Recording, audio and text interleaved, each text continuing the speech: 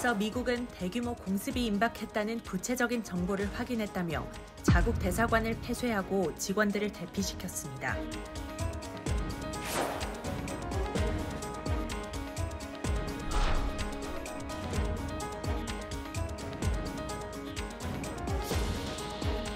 영국에서 지원받은 공대지 순항미사일 스톰 섀도도 처음으로 러시아 본토로 발사했다는 보도가 나왔습니다.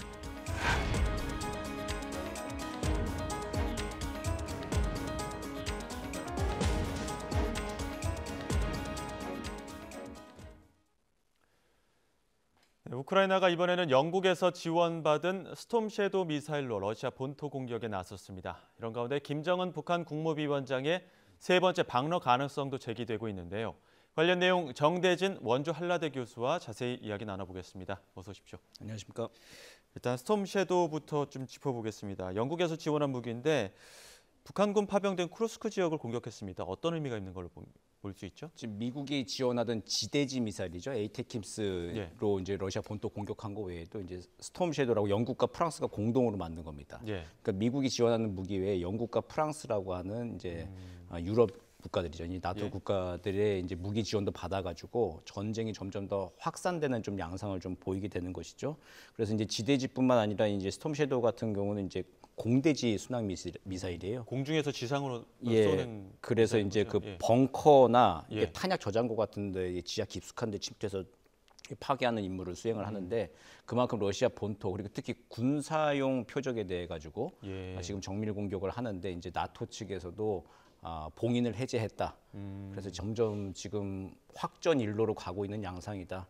이렇게 봐야 할 것 같습니다. 지금까지 영국이 그 스톰 섀도우를 우크라이나에게는 자국 방어용으로만 쓸 수 있게 허용을 했잖아요. 이렇게 러시아 본토까지 허용한 이유는 어디에 있다고 보십니까? 아무래도 지금 미국과 보조를 좀 맞추게 되는 거죠. 미국이 지금 정권 교체기에 있잖아요. 그런데 이제 트럼프 당선인과 지금 현재 미국 바이든 행정부 입장이 아주 극명하게 갈리는 것은 뭐 국제사회 모두가 다 알고 있는 얘기 아니겠습니까? 그러니까 지금 미국 정권 교체기에 지금 말하자면 좀 철학적 질문에 조금 직면을 한 거예요, 국제사회가. 그러니까 정의를 실현하기 위해서 전쟁을 계속할 거냐. 그러니까 정의라고 하는 거는 우크라이나 영토 회복이죠, 원상 회복. 그걸 하기 위해서 이제 전쟁이라고 하는 불가피한 수다. 정의를 실현하기 위해서 외교를 하면 좋은데 그게 안 되고 지금 전쟁, 무력 충돌을 불사해야 되는 그런 이제 딜레마적인 상황이냐 아니면 이제 트럼프 당선인이 추구하는 것처럼 미국의 이익만을 이제 도모하기 위해서 평화 안정을 추구할 거냐. 그 중에서 지금 현재 미국 바이든 행정부하고 유럽의 동맹국들은 전자를 택한 거죠. 정의 실현을 하기 위한 지금 전쟁을 불사하겠다라고 하는 얘기를 하고 있는 거고 거기에 그동안 방어용 무기로만 쓰도록 했던 그 무기들이 이제 공격용으로 사실 무기가 다 공격하려면 공격이고 방어하려면 방어용 무기잖아요. 사실 전장에서는. 그런데 이제 이거를 다 공격용으로 러시아 본토 공격용으로 쓸 수 있도록 해서 이게 게임 체인저 역할을 하면서 우크라이나가 이제 지금 만약에 내년에 트럼프 행정부가 새로 들어서서 휴전 협상이나 전쟁 종료 국면에 들어갈 때 조금 더 유리한 고지를 정하기 위해 지원을 하는 뭐 이제 그런 최대한의 지금 지원을 짧은 기간에 2달 정도라도 좀 하려고 단단한 각오를 하고 지금 이제 전개를 하고 있다 이렇게 볼 수 있겠습니다.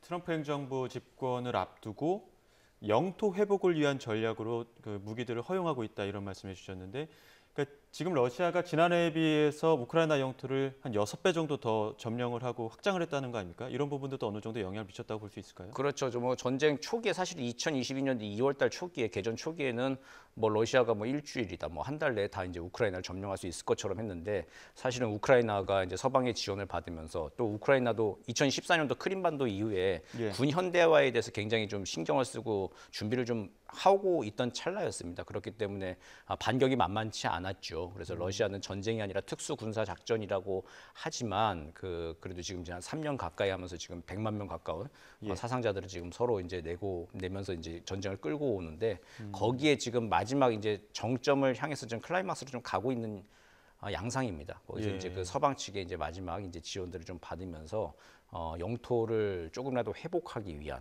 근데 사실 회복하기는 조금 어려워 보이긴 합니다. 그 루간스크, 도네츠크 이제 그 우크라이나의 그 동부 연안 지대를 이제 러시아가 사실상 실효적으로 지금 점령을 하고 있는데 그 모든 걸 다 회복하기는 좀 어려워 보이고 협상을 통해서 만약에 완전히 러시아가 돌려준다 결심을 하지 않는 이상은 좀 어려워 보이는데 그래도 어쨌든 최대한 반격을 하면서 협상에서 조금이라도 좀 뭐 영토 회복을 하고 뭐 서방 측 관점에서 봤을 땐 정의 구현이라고 하는 걸 하기 위해서 지금 최선의 노력을 하고 있는 양상이다. 이렇게 평가할 수 있겠습니다. 그래도 여기에 그 바이든 대통령이 대인지뢰 사용까지 허가하지 않았습니까? 또 대인지뢰 같은 경우에는 민간인 탈상 때문에 거의 허가하는 경우가 없지 않습니까? 예, 그렇죠. 2022년도 이후에는 한반도, 우리 지금 현재 전쟁 지역이잖아요. 한반도는 예. 법적으로, 기술적으로 전쟁 지역이라서 여기 외에는 다른 데서 대인지뢰 이제 못 씁니다. 근데 이번에 허가한 건 상당한 거 아닙니까? 예, 그리고 1997년 전에 오타와 협약이라고 대인지뢰를 전면 금지한 협약이 있는데 사실 미국은 여기에 회원국이 아니에요. 비준을 안 했거든요. 예. 그래서 이제 그 대인지뢰를 쓸 수 있는 나라긴 한데 이거 그래서 인도적인 차원 때문에 안 쓰죠, 사실은. 예. 거의 안 쓰는 나라인데 이거를 아프가니스탄에서 이제 21세기 들어 한 번 쓰고 지금 한 300만 말 정도의 그 대인지를 미국이 가지고 있는 걸로 알려져 있는데 이번에 우크라이나에서 이거를 사용을 허가를 한 거죠. 그러니까 마지막에 지금 쓸 수 있는 모든 수단을 총 동원하고 있는 상황이다. 그러니까 축구로 치면은 90분 다 끝나고 마지막에 이제 그 시간에 연장된 시간 있지 않습니까? 예. 그 연장된 시간에 지금 조금이라도 더 한 골이라도 더 넣기 위해서 최선을 다하고 있는 모습이다. 이제 이렇게 우크라이나를 지원하고 있는 모습입니다. 근데 그 바이든 행정부 같은 경우에는 곧 임기가 끝나기도 하고 지금까지는 조금 우크라이나의 지원을 조금 더 좀 수위 조절을 하지 않았습니까? 근데 이렇게 적극적으로 지원하는 이유는 어디에 있다 보십니까? 그 바이든 행정부의 이제 정체성을 지키고자 하는 거 이제 하나가 있겠죠. 그러니까 그동안 우크라이나 지원을 하면서 같이 지키는 거죠. 그러니까 그 물리력에 의한 힘에 의한 현상 변경이라고 하는 것을 용납하지 않겠다라고 하는 게 늘 바이든 행정부가 얘기하던 거죠. 이제 이거를 어물쩡 그냥 이것도 저것도 아닌 상태로 그냥 끝내는 것처럼 트럼프 행정부로 이양을 하는 거는 이제 그 미국의 바이든 행정부가 지금 추구하는 기존의 정책과 같이하는 전혀 맞지 않는 것이죠. 그러니까 이거를 조금이라도 더 실현하기 위해서 지금 마지막 좀 힘을 쏟고 있는 것이고 그리고 또 이런 측면도 있죠. 어쨌든 트럼프 당선인한테 이제 우크라이나 전쟁이라고 하는 공을 넘겨줄 때 예. 이게 그냥 트럼프 당선인 요리하기 좋은 상태로 그냥 넘겨주는 게 아니라 어쨌든 좀 이렇게 우크라이나가 좀 고지를 더 점하면서 그리고 또 뭐 말하자면 이런 거죠. 이게 큰 참치캔이 있는데 이제 뚜껑을 따가지고 한번 어떻게 요리해봐라 그래 던져버리는 거예요. 뭐 국물도 나오고 건더기도 나오고 가서 사실 이거 먹기도 좀 곤란한 거 뜨거운 감자를 지금 지금 트럼프 당선인한테 넘기는 이제 이런 그 형국인 것 같습니다. 자, 이런 상황에서 러시아도 이제 가만히 있지만은 않을 텐데 우크라이나 수도 키이우 대규모 공습할 거란 얘기도 나오면서 현 우크라이나 그 수도에 있는 미국 대사관이나 한국 대사관도 조금씩 어떤 움직임이 있지 않았습니까? 어떻게 좀 예상해 볼 수 있을까요? 지금 전면전 그러니까 레드라인을 조금씩 넘는 거에 대해서 미국과 러시아가 지금 하나씩 지금 수를 주고받고 있는 겁니다. 그러니까 미국이 에이테킴스 지대지 미사일 사용 허가를 내고 나서 그 다음 날 바로 러시아는 크렘린궁 이제 홈페이지에 자신들의 핵교리를 이제 바꿨다라고 하는 거를 내보냈죠. 그러니까 비핵 국가에 대해서도 핵을 쓸 수 있겠다라고 하는 얘기를 하면서 레드라인 넘을 수 있다라고 하는 걸 좀 보여줬습니다. 예. 이제 여기에 대해서 이제 그 미국에서는 또 지금 나오는 얘기들을 보면은 그 자신들의 이제 그 키이우에 있는 미국 대사관 직원들 공습 아주 그 경보가 울릴 만한 첩보가 있다. 신속히 이제 공습 경보가 오면 대피하길 바란다. 그리고 대피 준비하라 이제 이런 건데 미국도 지금 러시아의 어떤 그 전술 핵 공격이라고 하는 그 위협, 협박에 굴하지 않고 그리고 전투 상황이 온다 하더라도 뭐 키이우에 있는 미국 시민들의 안전 때문에 전투를 피하거나 회피할 생각이 없다. 지금 전투 피하지 않겠다라고 하는 레드라인을 한 번 또 살짝 또 넘은 거죠. 그렇게 지금 수를 주고받는 양상들이 계속 펼쳐지는 거고 앞으로 당분간 이런 모습들을 좀 우리가 보게 될 것 같습니다. 예. 또 한편으로는 푸틴 대통령이 트럼프 당선인과 휴전협정 논의할 수 있다는 보도도 나왔거든요. 이건 어떻게 바라보십니까? 예, 그렇죠. 이게 수를 주고받는 와중에 현실적인 수를 또 두고받는 것이죠. 이게 뭐 전술 핵 공격을 할 수도 있다. 핵교리 바꿨다라고 이제 이야기를 하면서도 그러면서 동시에 이제 평화 협상 의향이 있다. 그리고 특히 트럼프 당선이라고 아직 딱 지명을 해서 이야기를 했죠. 바이든은 지금 좀 빠져 있어라. 이제 나가는 사람은 조용히 정리하고 나가고 트럼프와 이제 이야기를 지금 좀 빨리 시작을 하겠다. 그런 이제 의향을 밝히면서 어쨌든 트럼프 당선인이 취임하는 내년에는 그 우크라이나 전쟁 종료에 대해서 푸틴도 러시아도 관심이 있다. 이제 이걸 이야기를 하면서 예. 지금 상황을 어쨌든 한 2달 정도는 이제 이렇게 주고받는 과정들이 아마 지속될 걸로 예상이 됩니다. 네, 현지 시간은 어제입니다. 크렘린궁이 그 백악관과의 한 라인이 작동하지 않고 있다 이렇게 밝혔거든요. 결국에는 그 러시아 입장에서도 지금 현재의 바이든과의 대화보다는 푸틴의 대화가 훨씬 더 효율적이고 이익이라고 판단한 걸까요? 예, 뭐 그렇죠. 그 직접 대화를 해야 되는데 예. 지금 이게 할 수 있는 수단이 없다라고 얘기하는 거는 어쨌든 그 지금 대통령하고 얘기를 해야 될 거 아니에요. 실권을 가지고 있는 사람하고. 그러니까 대화를 하자라고 하는 그런 이야기인 거죠. 한 라인 끊어졌으니까 우리는 긴장 국면 거칠 데 없는 대로 간다라고 하는 메시지도 예. 하나가 있지만 예. 동시에 빨리 통화를 하자. 이야기해서 이거를 당신이 있을 때도 최대한 이제 이야기를 들어서 좀 조율점을 찾아보자. 이제 예. 이런 두 가지 이제 해석을 가진 메시지를 내놓은 것이죠. 그러니까 어제 우크라이나가 에이테크럼스로 그 북한의 무기고를 공격했을 때만 해도 북한군 파병 지역을 공격하지 않았으니까 쿠르스크를 공격하지 않았으니까 어느 정도 수위를 조절한 것이다.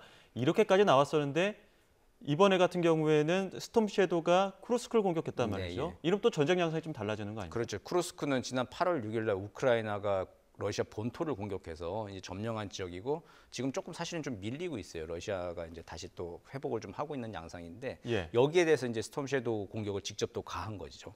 그래서 이제 쿠르스크라고 하는 지역을 점령하고 이제 이거를 점령하는 대신에 나중에 휴전 협상이 벌어지면 우크라이나 동부 연안에 예. 어느 한 지역을 또 주고받는 협상이 또 지금 될 현재 수가 많이 있겠죠. 밀려 있는 곳을 말하는 예, 거죠. 그렇죠. 우크라이나 동부 연안의 한 20% 정도를 지금 러시아 점령을 하고 있는데 예. 우크라이나는 반드시 이 지역을 좀 찾아야 됩니다. 왜냐하면 이 동부 연안 지역에 산업 시설들이 밀집돼 있거든요.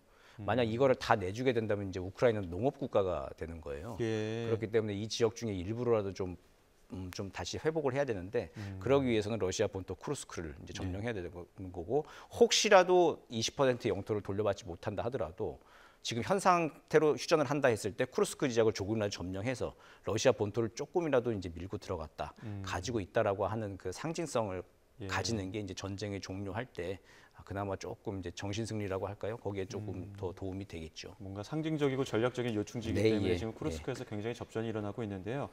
자, 이렇게 전선에서는 긴장감이 확대되고 있는데 푸틴 대통령이 북한 동물원에 또 동물 70여 마리 선물했다고 합니다. 뭐 아프리카 사자, 불곰, 대형 동물 보냈다고 하는데 이거 어떻게 좀 해석해 봐야 될까요? 뭐 전쟁 와중에도 이제 북러 동맹이 조금 더 공고화되고 있는 거에 대한 우호적이고 상징적인 것들을 보여주는 거죠. 예. 지난 11월 초에 이제 최선희 외무상이 모스크바 방문했을 때 체류 일정을 연장하면서까지 푸틴을 직접 좀 만나고 갔습니다. 예. 이제 그때 아마 뭐 김정은 친서도 주고받고 여러 가지 중요한 메시지들을 왔다 갔다 했을 건데요. 예. 거기에 대해서 일단은 좀 뭐 공개할 수 있는 우호적인 메시지들이 있지 않습니까? 그러니까 우리가 어떤 군사 기술 지원을 하고 주고 있고 뭐 또 이렇게 러시아의 북한 파병에 대해서 어떤 이만큼의 반대급부를 주고 있다라고 하는 건 전 세계에 밝힐 수 있는 상황은 아니잖아요. 예. 근데 이제 북러 관계가 굉장히 우호적이고 이건 또 그냥 동물 주고받고 하는 거는 굉장히 정상적인 외교 관계잖아요. 그러니까 우린 정상적인 외교 관계를 하고 있다라고 예. 하는 걸 보여주기 위한 이제 제스처인 것이죠. 이제 우호 관계를 보여주기 정상적인 위한. 어떤 밀착을 하고 있다라는 간접적으로 보여주는 것 같은데 자 그런 일환이라고 해야 될까요? 김정은 위원장의 방러 이야기가 나오고 있는데 시기는 언제쯤일까요?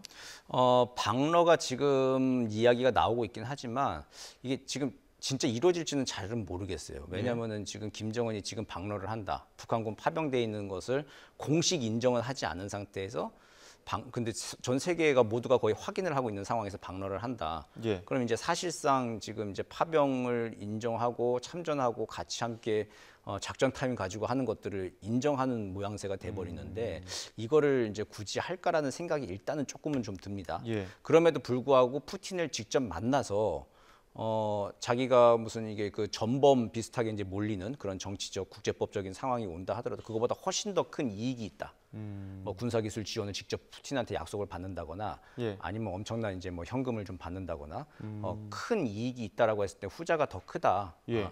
했을 때는 가는 것이죠. 가는 거고 만약 시기로 본다면은 아무래도 그 미국 대통령 취임 이전에 1월 초쯤으로 해야 그래도 좀 효과가 좀 극대화될 겁니다. 그리고 참고로 2019년도 1월 달에 김정은이 그 베이징을 방문한 적이 있습니다. 그래서 예. 이제 그 자금성에서 1월 6일 생일인데 생일 파티도 열고 막 이제 했었거든요.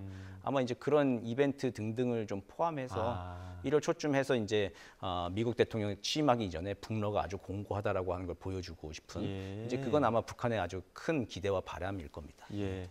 또 한편으로는 이제 우리 국정원이 확인한 건데 북한이 러시아로 무기 수출을 좀 추가로 했다는 정황들이 포착이 되고 있습니다. 전방 무기까지 포함해갖고 방사포도 러시아로 추가 수출했다고 하는데 이거 어떻게 좀 바라봐야 될까요? 예, 지금 아마 계속 되고 있겠죠. 안 되고 있는 게 문제겠죠. 오히려 지금 상황에서는. 예. 그래서 지금 뭐 1,000만 발 가까이 지금 뭐 이제 포탄도 이제 수출하고 했다라고 하는 건데 이건 앞으로 북한이 계속 생산을 할 수 있는 한 최대한 모든 것들을 다 생산을 좀 하게 될 거고 그리고 또 이거는 관계는 이게 우크라이나 전이 종료될 때까지 이런 뉴스는 보도는 우리가 계속 보게 될 겁니다. 아마. 예.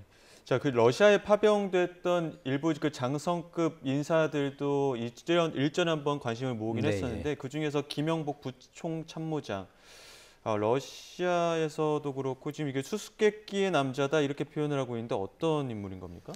그 사실 잘 알려져 있는 게 없어요. 이게 그 폭풍 군단인 그 11군단장을 지냈다라고 하는 이력 외에는 무슨 뭐 이게 뭐 출생이나 그 배경들이 이게 잘 알려져 있지는 않거든요. 그래서 이제 대중에 공개된 적이 없는 게 미스터리맨이라고 이야기를 하고 있는데, 근데 이제 지금 그 김영복 부총 참모장이 지금 가 있다라고 한다면 폭풍군단이 포함된 폭풍군에 포함된 이제 그 북한 파병들의 이제 전술적인 전략적인 지휘의 태세에 대해서 이제 최종 점검을 하고 아마 이제 돌아오는 역할들을 좀 하게 될 거고요. 거기는 아마 남아 있는 거는 다른 신금철 소장이나 다른 사람이 현장 지휘를 하게 될 건데, 근데 이제 지금 화면에도 나왔습니다만은 조선인민군 창건일 열병식 같은데 제대 지휘도 하고 어쨌든 김정은의 최측근으로 지금 알려져 있는데 그거 외에는 사실은 많이 알려져 있진 않은 사람입니다. 이번에 이제 많이 알려지고 있는 사람인 것이죠. 예. 또 한편으로 궁금한 게 지금 러시아에 폭풍군단 가 있고 이렇게 부총 참모장도 가 있고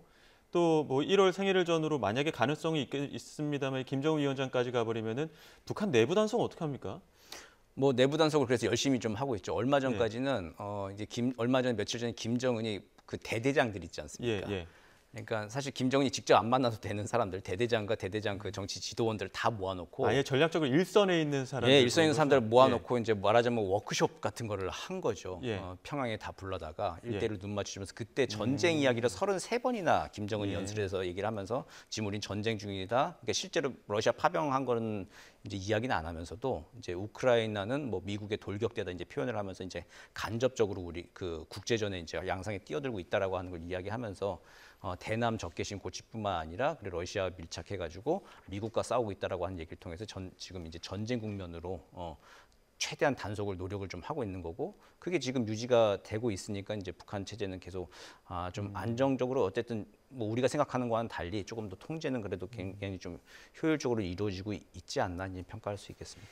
네. 트럼프 입장에서 어떨까요? 지금 집권을 앞두고 있는 상황에서 이렇게 북러가 굉장히 밀착하고 있는 상황, 그리고 이런 상황을 보면서 우크라이나와 러시아 간의 어떤 종전을 두고 좀 수싸움이 있을 것 같은데 어떤 좀 해석들을 해볼 수 있을까요? 푸틴과 협상이 바로 잘 되면 북한과의 무슨 뭐 직접 대화 유인이나 가능성들은 별로 없을 겁니다. 근데 푸틴과의 협상이 잘 안 풀린다 하면 이제 북러를 약간 좀 이완시켜야 되기 때문에 대북 접근도 직접 시도를 하게 될 겁니다. 그렇게 되면은 이제 우리의 뭐 대북 정책도 전면적인 좀 재검토가 필요할 거고요. 한반도 정세는 요동치게 되겠죠. 예, 알겠습니다. 자, 여기까지 듣겠습니다. 지금까지 정대진 원주 한라대 교수와 함께했습니다. 고맙습니다.